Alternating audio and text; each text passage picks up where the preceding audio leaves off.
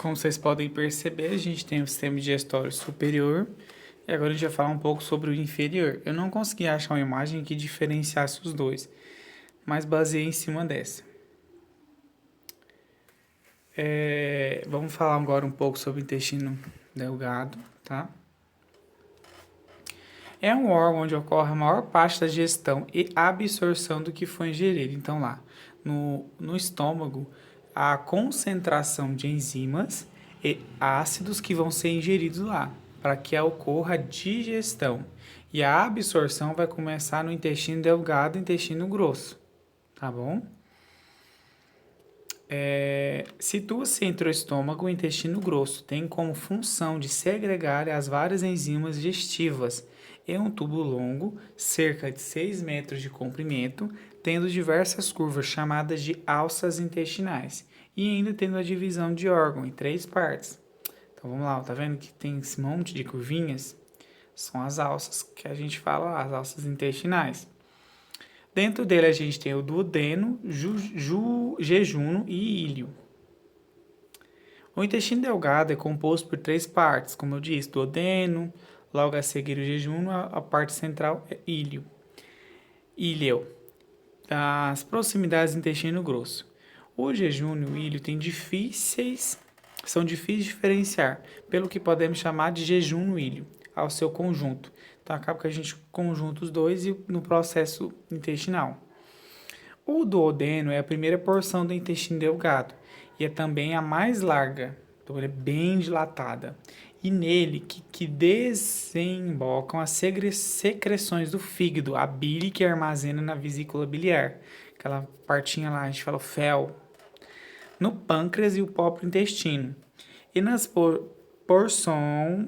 porção, na verdade, que é a absorção de proteínas e gorduras, que é chamada de lipase e açúcares. Então, dentro do intestino delgado, na parte do duodeno, tá? A absorção maior dele é focada em proteínas, gorduras e açúcares, tá? Na porção jejuno-íleo ocorre a absorção de vitaminas, todos os tipos de vitaminas, glicose, frutose, galactose, aminoácidos, ácidos graxos e glicerol. Então, toda essa parte aí é absorvida dentro do intestino delgado na porção jejuno-íleo. Todas as suas substâncias são absorvidas e encaminhadas para a rede sanguínea, que seja direcionada para o sistema. Então, desde aqui, né, na absorção de proteínas, gorduras, açúcares, vitaminas, glicose, frutose, galactose, aminoácidos, ácidos graxos e glicerol são absorvidos e encaminhados, né, para o sistema. São absorvidos por quê? Todo esse sistema do intestino, ele é irrigado por artérias, tá bom? Artérias. Na verdade, as artérias são interligadas por vasos, perdão. E esses vasos vão fazer a absorção e encaminhar para a rede, que vai ser encaminhado para o sistema de artérias e vão encaminhar para todo o sistema, levando proteínas, nutrientes que são fundamentais para o nosso organismo, né? Lembram que isso aí é o nosso combustível? O que sobra de líquidos e massa alimentar é secretado para o intestino grosso. Ok, então o intestino delgado morre aqui a função dele, tá? Ele vai absorver todos esses nutrientes e água, né, que são os líquidos, e a massa alimentar que sobrou, vai ser encaminhado para o intestino grosso, onde vai terminar de fazer essa absorção. Ok? Então a gente tem aqui o duodeno, né, que é essa primeira porçãozinha que está saindo do estômago, tá vendo que está mais dilatado? Aí a gente passa pelo jejuno e o íleo, que é a terceira parte. Agora a gente vai falar sobre o intestino grosso, tá vendo que ele é bem mais grossão do que o outro? Tá vendo essa parte mais arrosada, ele mais amarronzado? Mais externo. É um órgão que se estende desde o íleo até o ânus, então a parte final.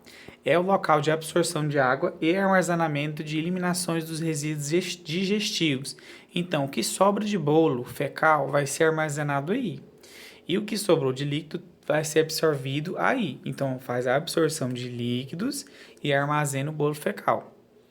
Possui uma divisão de seguintes partes: o cólon, seco, reto e ânus, tá bom?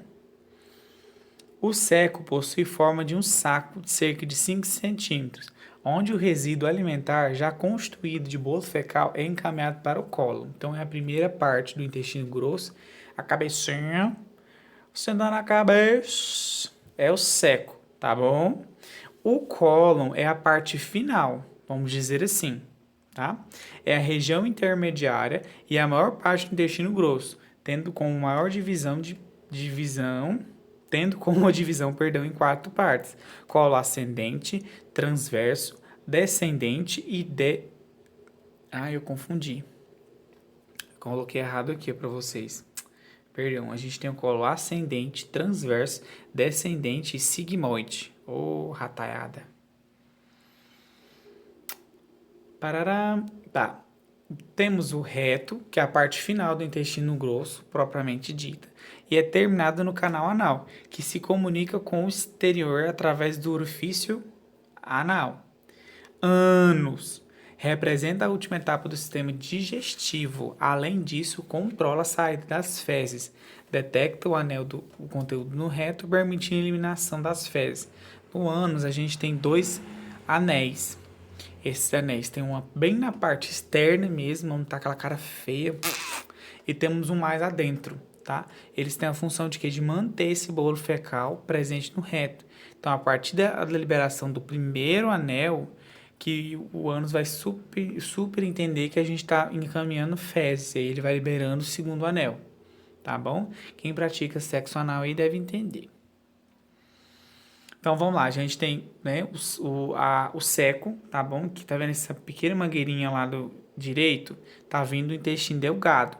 Vai chegar no seco, vai encaminhar para o colo ascendente, mandar para o transverso, descer pelo descendente e passar pelo colo sigmoide, encaminhando para o reto e pelo ânus. Essa ordem aqui, a gente não está em sala, mas a gente vai repetir. Então, a gente vem, inicia, passa do intestino delgado, entra pelo seco, passa pelo colo ascendente, passa pelo colo transverso, passa pelo colo descendente e finaliza pelo colo sigmoide, sendo encaminhado para o reto e destino final, ânus. Isso vai cair na prova, com certeza. Então, ok, vamos falar sobre as glândulas anexas, né? A salivar a gente já falou, mas eu vou falar um pouco sobre o fígado e o pâncreas. O fígado, né, o primeiro aí, o maiorzão, então a gente tem a maior glândula, que é o fígado, tá bom? Se eu colocar na prova, eu vou cobrar isso. E a menor glândula é a hipófise, lá no sistema neurológico. É muito importante para a digestão dos alimentos porque é capaz de transformar a galactose e frutose em glicose para ser usada em fonte de energia, que a gente já comentou na última aula, armazenar glicogênio e transformá-lo em glicose, enviando para o sangue novamente quando necessário e solicitado, transformar as proteínas em aminoácidos. A síntese de aminoácidos são essenciais na produção de proteínas, que são essenciais para a albumina, fibrinogênio e outras lipoproteínas que tem dentro do nosso sistema que a gente precisa. Além disso, armazenar as vitaminas de lipossolúveis e os minerais. Filtra o sangue, enviando para os rins e as toxinas para serem eliminadas. Tá? Além disso, o fígado transforma a gordura do alimento e acumula como fonte de energia. Nesse caso, a pessoa desenvolve uma doença chamada de esteatose hepática, que é chamado do acúmulo de gordura no fígado, o que prejudica o seu funcionamento. Então, quando a gente fala que a pessoa está com gordura no fígado, é a nossa chamada de esteatose hepática. Então, né, o fígado tem muitas funções, como vocês viram aqui. Eu não consigo trazer a definição de todas essas proteínas, mas qualquer dúvida vocês podem perguntar na aula que eu vou responder. E também tem essa função de armazenar as vitaminas, filtrar o sangue inicialmente, retirando as toxinas já para facilitar o processo dos rins, que a gente vai falar na próxima aula, do sistema urinário.